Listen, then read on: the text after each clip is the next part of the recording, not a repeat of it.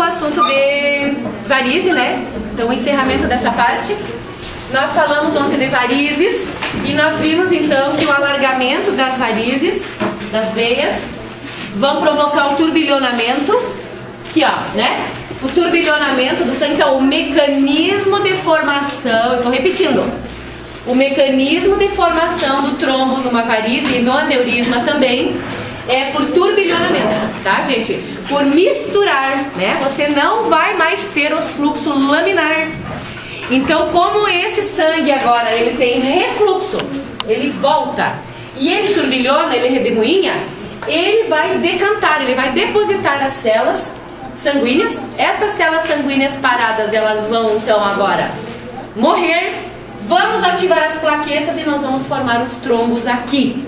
Então, nós vimos, gente, a trombose venosa profunda, que é consequência da varize e de cirurgias ortopédicas nos membros inferiores.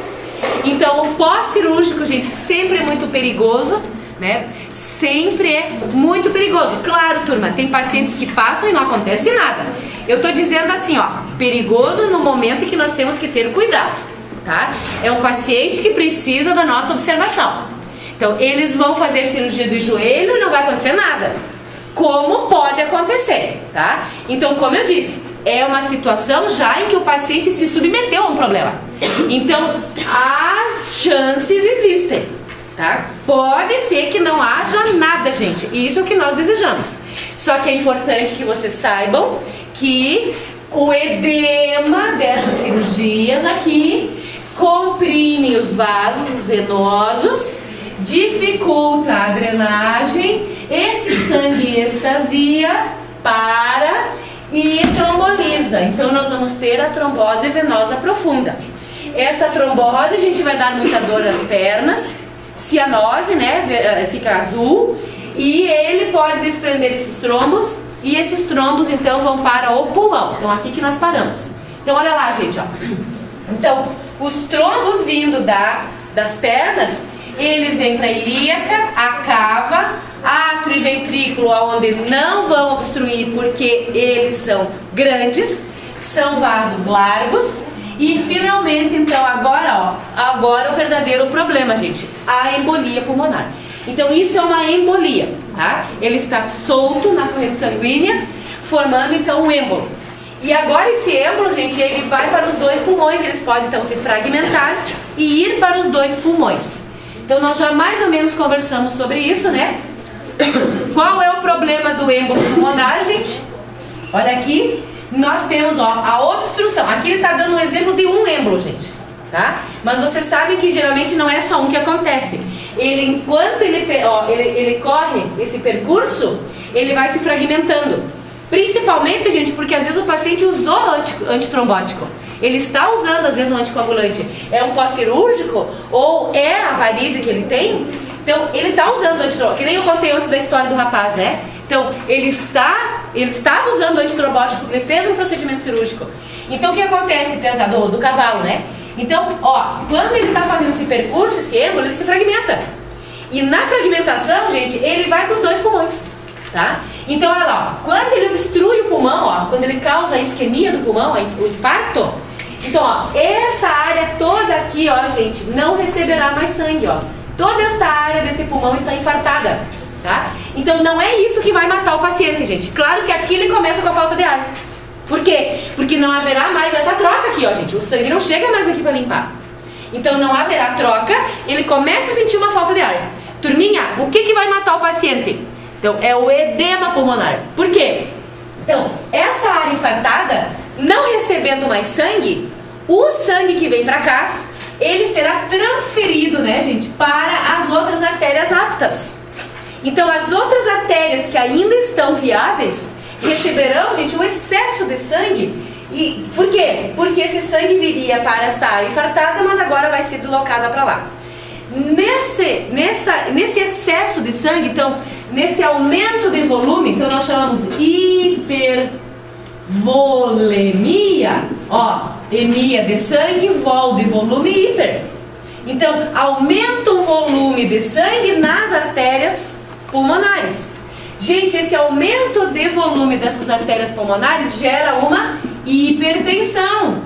Hipertensão arterial pulmonar, gente, tá? Então a pressão alta é do pulmão.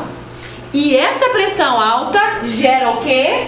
Saída de plasma. Por quê? Porque tem muito sangue, tem muita força, tem muito volume de água, de plasma. E vocês estão num órgão que tem capilares. Então sobra o quê, gente? Edema. Edema hidrostático, não é um edema inflamatório. Então sai por pressão, gente. E aí esse edema, ele vai terminar de afogar o paciente. Então quer dizer, ele vai obstruir o resto dos alvéolos, porque esses alvéolos, gente, eles não recebem mais sangue, eles estão infartados, eles estão abertos, mas eles estão infartados, quer dizer, não entra o sangue para fazer a troca. Por isso o paciente não respira aqui, ó, na área infartada. E agora, gente, ele vai morrer por causa do edema pulmonar, tá? Então o edema vai obstruir os alvéolos aptos, os alvéolos que estavam respirando. E isso pode ser rápido, gente, quando esse êmbolo for pequeno e múltiplo. Então, quando for vários êmbolos e pequenos. Então, você vai gerar várias áreas de infarto, ó, várias áreas de morte, tá?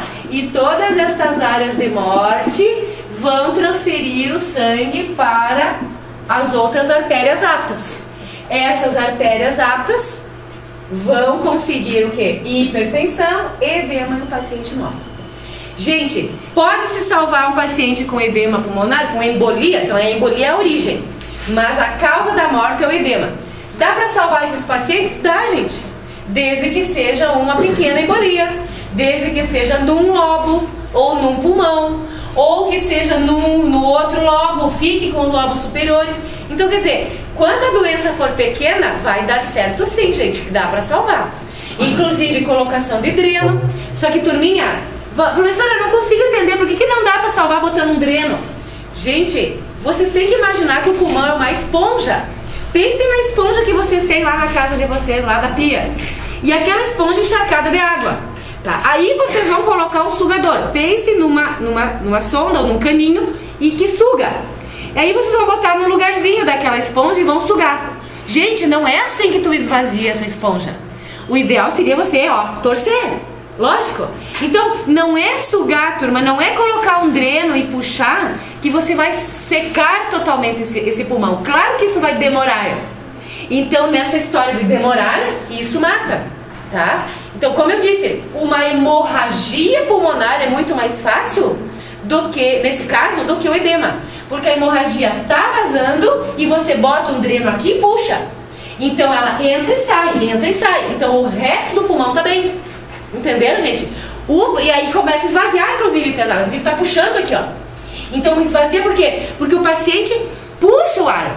O diafragma vai baixar. Então ele puxa o ar e o ar, gente, que ele tá puxando, empurra a hemorragia de volta, empurra o sangue derramado. Por quê? Porque puxa.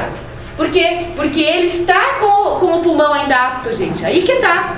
Entenderam? É diferente ao infarto. O infarto você indisponibiliza esse pulmão. Ele não trabalha mais. Por isso você não consegue abrir tão rápido, tá? Mas há casos em que o paciente retorna, gente. Ele volta.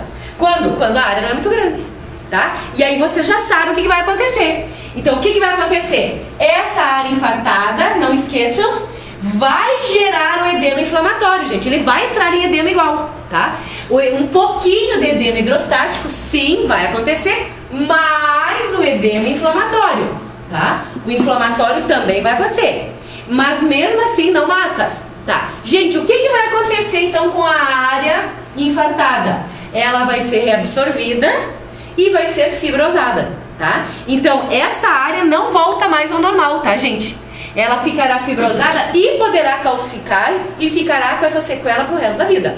Não tem problema, gente, o resto do pulmão vai trabalhar, tá? Você sabe que o pulmão é grande, é dois lobos, ainda dois, né, bilateral, e ele vai trabalhar, tá? Então esse paciente poderá ter uma capacidade respiratória boa, não 100%, mas ele vai viver bem, tá? Mesmo tendo embolia pulmonar, desde que não seja grande essa embolia.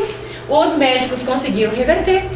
Ele vai reabsorver a área morta e ele vai conseguir fibrosar, mas vai respirar.